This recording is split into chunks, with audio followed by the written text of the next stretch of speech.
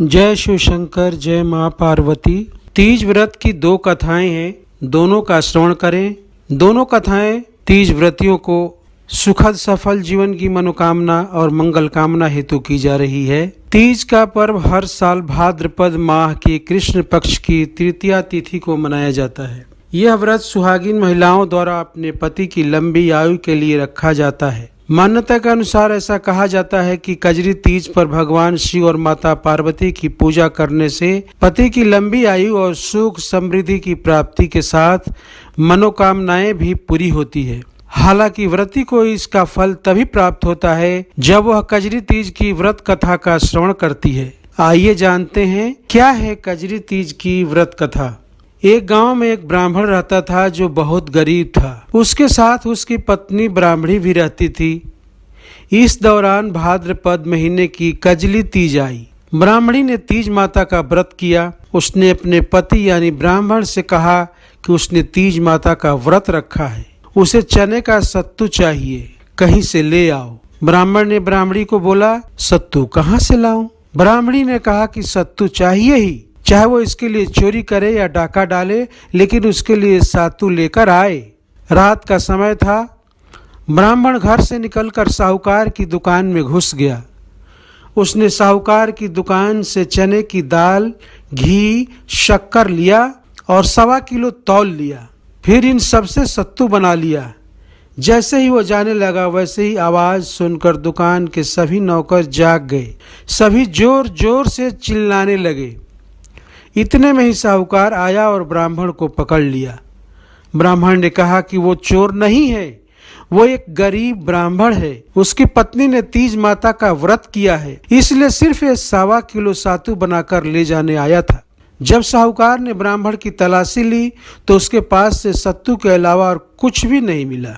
उधर चांद निकल गया था और ब्राह्मणी सत्तू का इंतजार कर रही थी। साहूकार ने ब्राह्मण से कहा कि आज से वो उसकी पत्नी को अपनी धर्म बहन मानेगा। उसने ब्राह्मण को सत्तू, गहने, रुपए, मेहंदी, लच्छा और बहुत सारा धन देकर दुकान से विदा कर दिया। फिर सबने मिलकर कजली माता की पूजा की। जिस तरह से ब्राह्मण के दिन सुखमय हो गए, ठीक वैसे ही कजली माता की कृपा सब पर बनी रहे। कजली तीज व्रत की कथा के बाद हरतालिका तीज व्रत की कथा का श्रवण करें। एक बार भगवान शिव ने पार्वती जी को उनके पूर्व जन्म का स्मरण कराने के उद्देश्य से इस व्रत के महात्म्य की कथा कही थी। श्री भोले शंकर बोले, हे गौरी, पर्वतराज हिमालय पर स्थित गंगा के तट पर तुमने अपनी बाल्यावस्था में 12 वर्षों तक अधोमुखी होकर घोर तप किया था। इतनी अवधि तुमने अन्न न खाकर पेड़ों के सूखे पत्ते चबाकर व्यतीत किए। माघ की शीतलता में तुमने निरंतर जल में प्रवेश करके तप किया। बैसाख की जला देने वाली गर्मी में तुमने पंचाग्नि से शरीर को तपाया। श्रावण की मूसलाधार वर्षा में खुले आसमान के नीचे बिना अन्न जल ग्रहण किए समय व्यतीत किया। तुम्हारे पिता तुम्हारी कष्ट साध्य तपस्या को देखकर बड़े दुखी हुए। उन्हें बड़ा क्लेश होता था। तब एक दिन तुम्हारी तपस्या तथा पिता के क्लेश को देखकर नारद जी तुम्हारे घर पधारे। तुम्हारे पिता ने हृदय से अतिथि सत्कार करके उनके आने का कारण पूछा। नारद जी ने कहा, गिरिराज, मैं भगवान विष्णु के भेजने पर यहाँ उपस्थित हुआ हूँ। आपकी कन्या ने बड़ा कठोर तप किया है। इससे प्रसन्न होकर वे आपकी सुपुत्री से विवाह करना चाहते हैं। इस संदर्भ में आपकी राय जानना चाहता हूँ। नारद जी की बात सुनकर गिरिराज गदगद हो उठे। उनके तो जैसे सारे क्लेश ही दूर हो गए। प्रसन्नचित होकर वे बोले, श्रीमान, यदि स्वयं विष्णु मेरी कन्या का वर्ण करना चाहते हैं तो भला मुझे क्या आपत्ति हो सकती है? वे तो साक्षात ब्रह्म हैं। हे महर्षि, यह तो हर किसी की इच्छा होती है कि उसकी पुत्री सुख संपदा से युक्त पति के घर की लक्ष्मी बने। पिता की सार्थकता इसी में है कि पति के घर जाकर उसकी पुत्री पिता के घर से अधिक सुखी रहे। तुम्हारे पिता की स्वीकृति पाकर नारद जी विष्णु के पास गए और उनसे तुम्हारे ब्याह के निश्चित होने का समाचार सुनाया। मगर इस विवाह संबंध की बात जब तुम्हारे कान में पड़ी तो तुम्हारे दुख का ठिकाना नहीं रहा। तुम्हारी एक सखी ने तुम्हारी इस मानसिक दशा को समझ लिया और उसने तुमसे उस दुख का कारण जानना चाहा। तब तुमने बताया, मैंने सच्चे हृदय से भगवान शिव शंकर का वर्ण किया है, किंतु मेरे पिता ने मेरा विवाह विष्णु जी से निश्चित कर दिया। मैं विचित्र धर्म संकट में हूँ सखी, अब क्या करूँ? प्राण छोड़ देने के अतिरिक्त अब कोई भी उपाय शेष नहीं बचा है। तुम्हारी सखी बड़ी समझदार और सूझबूझ वाली थी। उसने कहा, सखी, प्राण त्यागने का इसमें कारण ही क्या है? संकट के मौके पर धैर्य से काम लेना चाहिए। नारी के जीवन की सार्थकता इसी में है कि पति रूप में हृदय से जिसे एक बार स्वीकार कर लिया, जीवन पर्यंत उसी से निर्वाह करे। सच्ची आस्था और एक निष्ठ के समक्ष तो ईश्वर को भी समर्पण करना पड़ता है।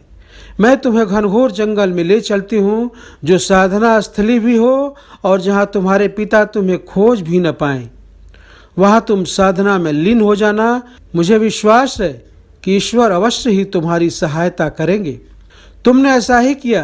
तुम्हारे पिता तुम्हें घर पर न पाकर बड़े दुखी तथा चिंतित हुए। वे सोचने लगे कि तुम जाने कहाँ चली गई। मैं विष्णु जी से उसका विवाह करने का प्रण कर चुका हूँ। यदि भगवान विष्णु बारात लेकर आए और कन्या घर पर न हुई तो बड़ा अपमान होगा।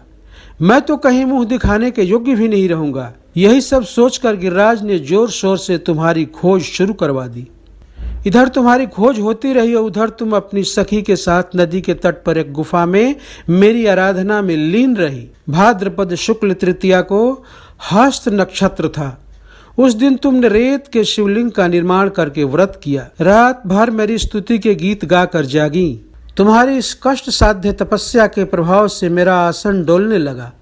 मेरी समाधि टूट गई। मैं तुरंत तुम्हारे समक्ष जा पहुंचा और तुम्हारी तपस्या से प्रसन्न होकर तुमसे हरतालिका तीज व्रत कथा।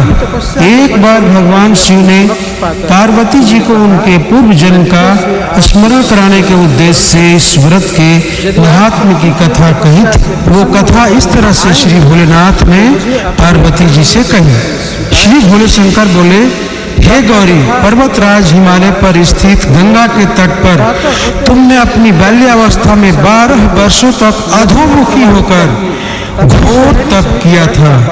इतनी अवधि तुमने अन्न न खाकर, पेड़ों के सूखे पत्ते खाकर व्यतीत किए। साथ ही माघ की विकाल शीतलता में तुमने निरंतर जल में प्रवेश करके तप किया। वैशाख की जला देने वाली गर्मी में तुमने पंचाग्नि से शरीर को जलाया। श्रावण की मूसलाधार वर्षा में खुले आसमान के नीचे बिना अन्न जल ग्रहण किए समय व्यतीत किया। तुम्हारे पिता तुम्हारी कष्ट साध्य तपस्या को देखकर बड़े दुखी होते थे। उन्हें बड़ा क्लेश होता था। तब एक दिन तुम्हारी तपस्या तथा पिताजी के क्लेश को देखकर नारद जी तुम्हारे घर पधारे। तुम्हारे पिता ने हृदय से अतिथि सत्कार करके उनके आने का कारण पूछा। नारद जी ने कहा, गिरिराज, मैं भगवान विष्णु के भेजने पर यहाँ उपस्थित हुआ हूँ। आपकी कन्या ने बड़ा कठोर तप किया है। इससे प्रसन्न होकर वे आपकी सुपुत्री से विवाह करना चाहते हैं। इस संदर्भ में आपकी राय जानना चाहता हूँ। नारद जी की बात सुनकर गिरिराज गदगद हो उठे। उनके तो जैसे सारे क्लेश ही दूर हो गए। प्रसन्नचित होकर वे बोले, श्रीमान, यदि स्वयं विष्णु मेरी कन्या का वर्ण करना चाहते हैं तो भला मुझे क्या आपत्ति हो सकती है? मैं तो साक्षात ब्रह्म हूँ। वे तो साक्षात